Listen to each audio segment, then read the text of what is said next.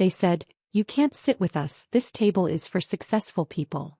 I smiled and moved to the VIP section, the one they couldn't afford. When the manager walked over to greet me by name, my cousin whispered, "She owns the place." The laughter stopped.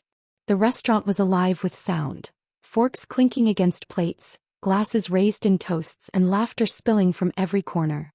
It was the kind of place where people came not just to eat but to be seen.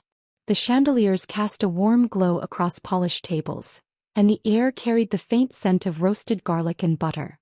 I had chosen this place carefully, not for the food but for the atmosphere. Tonight was meant to be special. I slid into my chair, smoothing the fabric of my dress, when one of them leaned forward. His smirk was sharp, his tone louder than necessary. "Not here," he said, his voice dripping with arrogance. "This table is for successful people."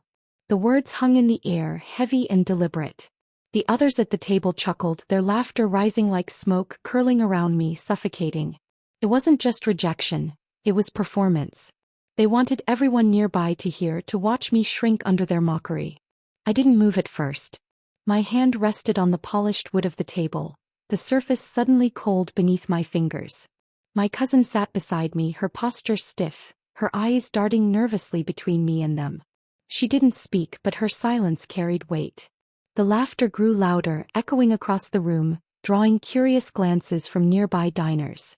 Heat rose in my chest, not from embarrassment but from something deeper, an anger I had learned to control. Then came her hand. My cousin's fingers curled around mine beneath the table, a quiet squeeze that spoke louder than words. It was a reminder that I didn't need their approval, that I had already carved my place in the world. Her eyes met mine, wide and steady, urging me not to crumble. That small gesture anchored me, pulling me back from the edge of humiliation. I could have stayed. I could have argued, demanded respect, thrown their arrogance back at them.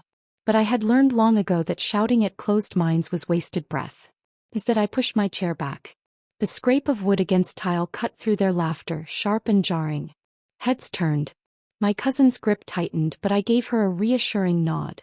My decision was made. Each step away from that table was deliberate, heavy with meaning. I didn't rush. I wanted them to watch, to see the calm in my stride, the quiet defiance in my posture.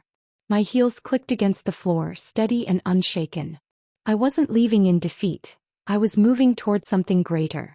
The velvet ropes of the VIP section gleamed under the soft lights. A place they couldn't touch, couldn't afford, couldn't imagine themselves belonging to. As I approached, the air shifted.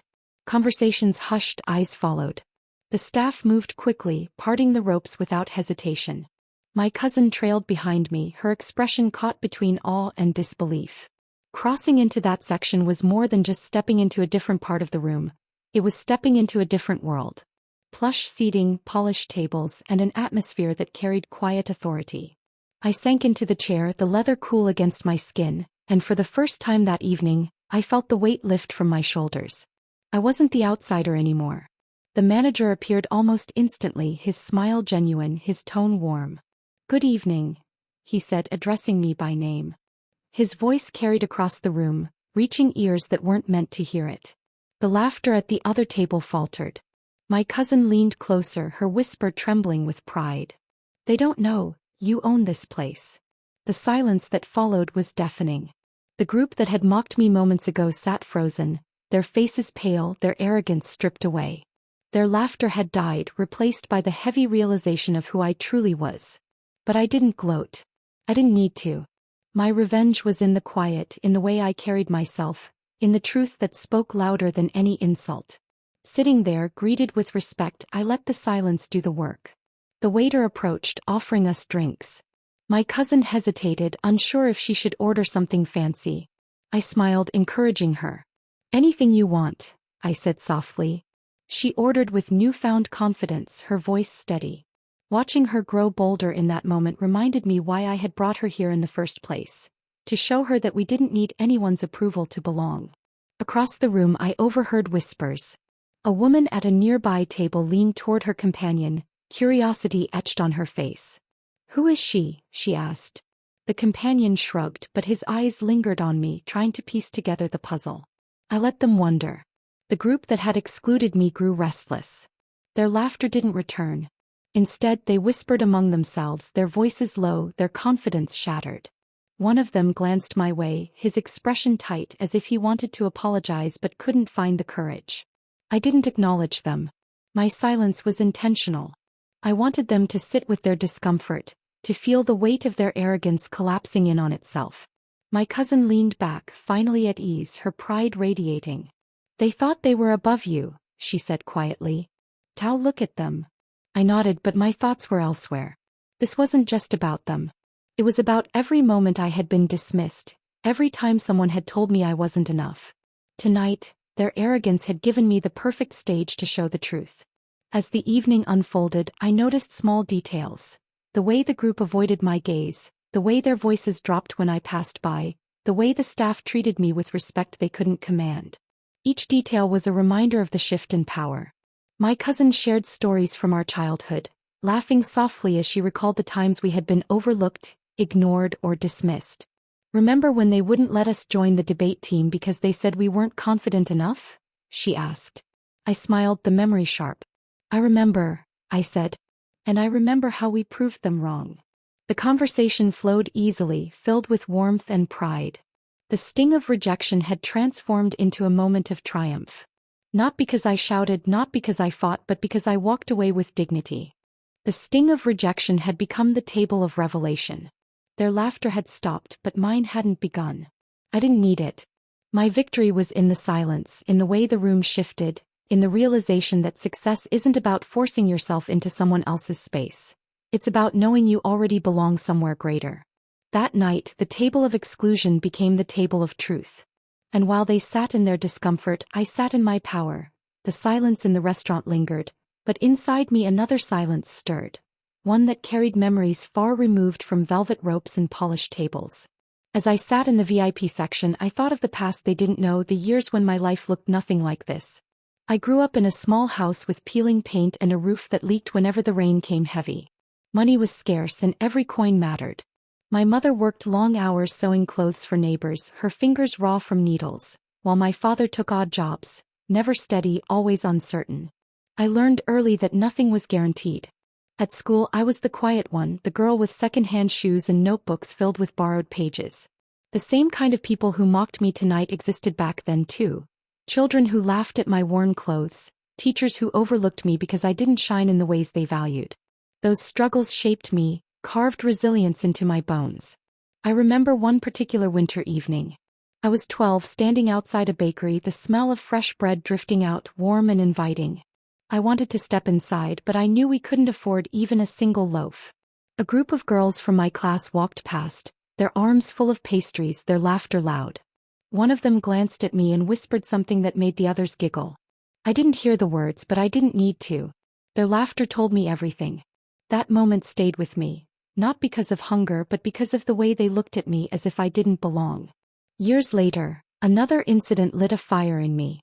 I was 17, applying for a part-time job at a local cafe. I needed the money and I was eager to prove myself. The manager glanced at me, his eyes scanning my worn clothes, and shook his head before I even spoke. "We're looking for someone polished," he said flatly. "You wouldn't fit the image." His words cut deeper than any insult. I walked home that day with tears burning my eyes, but beneath the hurt, something else grew. A determination that one day, I would own a place where no one could tell me I wasn't good enough. That rejection became the seed of my resolve. When I finally began building the business, I had nothing but grit. No investors, no family wealth, no safety net. Just a vision and a stubborn refusal to quit. I started small, selling homemade meals from my kitchen. My cousin helped, chopping vegetables late into the night while I cooked and packed orders. We delivered food on foot, sometimes in the rain, sometimes with aching backs, but always with hope. Each satisfied customer felt like a victory, each repeat order a step forward. Eventually, I saved enough to rent a tiny space, a rundown shop with cracked tiles and faded walls. Most people saw it as worthless, but I saw potential. I scrubbed floors until my hands blistered, painted walls with borrowed brushes, and built tables from discarded wood. Every brick carried a story of sacrifice and persistence. I remember sleeping on the floor of that shop some nights, too exhausted to walk home, my cousin curled up beside me under a thin blanket. We laughed at our situation not because it was funny but because laughter made the struggle bearable. The sacrifices were endless. Nights without sleep, mornings without breakfast, friendships that faded because I was too busy working. I missed birthdays, weddings, and family gatherings. Some people called me selfish. Others said I was chasing an impossible dream. But I knew what I was building. Success didn't come easy, it came at a cost and I paid it willingly. There were risks too. I remember the day I invested my last savings into new equipment. If it failed, I would have nothing left. My cousin looked at me nervously. "Are you sure?" she asked. I nodded, though inside I was terrified. That gamble paid off. The new ovens allowed us to expand, to serve more customers, to grow beyond what we had imagined. Each risk carried fear but also possibility. Slowly the restaurant took shape. Word spread, customers returned, and the tiny shop became a place people loved. I hired staff, trained them carefully, and built a team that believed in the vision. The walls that once echoed with emptiness now carried the hum of conversation, the clatter of plates, the warmth of community. And then came the moment I had dreamed of, the rise to ownership. I signed the papers with trembling hands, officially becoming the owner of the very place where people once dismissed me. It wasn't luck. It wasn't chance. It was resilience, persistence, and revenge against every voice that doubted me. I remember standing in the empty dining hall after the deal was done, the lights dim, the air quiet. My cousin walked in, her eyes wide. "It's yours," she whispered. I nodded, tears filling my eyes. "Ours," I corrected. Because she had been there through every step, every sacrifice, every risk. That night, I sat alone at one of the polished tables, running my hand across the smooth surface. I thought of the bakery window, the cafe rejection, the cracked tiles of the shop, the sleepless nights, the risks that nearly broke me. And I realized something. Every struggle had led me here. Every insult, every dismissal, every moment of doubt had built the foundation of this place. The past they didn't know was not a story of pity, it was a story of power. And as I sat in the restaurant watching the same kind of people who once mocked me now silenced by the truth, I felt the weight of my journey settle into pride. The air inside the restaurant had shifted. It wasn't the music or the clinking of glasses that caught my attention. It was the silence that followed me like a shadow. I could feel it pressing against my skin, heavy and undeniable. Their faces told the story better than words ever could. The same mouths that had curled into mocking smiles now hung open, stunned. Eyes that once sparkled with arrogance now darted away, unable to meet mine. I studied them from across the room, not with anger, but with a calm that felt almost foreign. Their arrogance had drained away, leaving behind something raw. Shame, disbelief, maybe even regret. One of them shifted in his chair, his hand fumbling with the edge of his napkin. Another stared down at her plate, pushing food around without eating. The laughter that had once filled their table had vanished, replaced by a silence so thick it seemed to echo louder than their mockery ever had. I didn't speak. I didn't need to. My quiet revenge was already unfolding. Sitting in the VIP section, surrounded by respect and recognition, was louder than any insult I could have thrown back at them. My silence was deliberate, a choice that carried more weight than words. I wanted them to feel the emptiness of their laughter, to sit in the discomfort of their own arrogance. My cousin leaned closer, her eyes sparkling with pride. "They don't know what to do now," she whispered, her voice trembling with excitement. I glanced at her, seeing the joy in her expression. She had seen my struggles, walked beside me through sleepless nights and endless sacrifices. Now she was witnessing my triumph, and I realized this moment was as much hers as it was mine. The waiter returned with our drinks, his tone respectful, his smile genuine. My cousin lifted her glass, her hand steady, her eyes never leaving mine. "To us," she said softly. I raised my glass, the clink ringing out like a quiet declaration. Across the room, I noticed one of them flinch at the sound, as if even our celebration was a reminder of their defeat. The shift in power was undeniable. The people who had mocked me now avoided my gaze, their confidence shattered. They whispered among themselves, their voices low, their posture shrinking. One of them glanced my way, his expression tight as if he wanted to apologize but couldn't find the courage. Another excused herself from the table, her steps hurried, her head bowed. The balance had shifted and they knew they had lost. I leaned back in my chair, letting the leather cradle me, my silence steady and unbroken. My cousin's laughter bubbled softly, not mocking but filled with relief and pride. "Do you see them?" she asked, her voice low. "They can't even look at you." I nodded, my thoughts heavy. This wasn't about revenge in the way most people imagined it. It wasn't about shouting or proving a point. It was about showing them without words that success isn't measured by who you sit with. It's measured by what you build for yourself. The final lesson unfolded quietly, like a whisper carried through the room.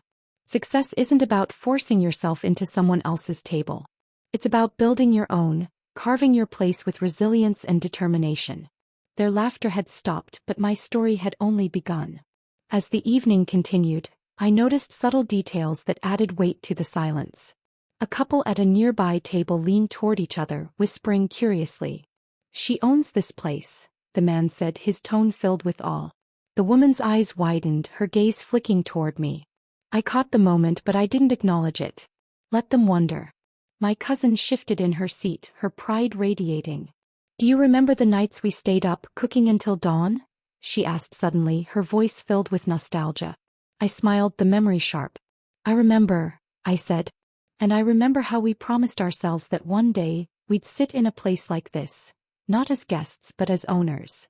Her laughter was soft, genuine. "And now we're here," she said. "And they're the ones who don't belong." Across the room the group grew restless. One of them stood abruptly, muttering something under his breath, and walked toward the exit. The others watched him leave, their silence heavy. My cousin noticed too, her eyes narrowing. "They can't handle it," she whispered. I didn't respond. I didn't need to. My silence was enough. The lights from the chandeliers reflected off the polished tables, casting a glow that felt almost symbolic. I sat there, my cousin beside me, the weight of years of struggle settling into pride. The silence around us wasn't empty. It was full of meaning, full of lessons.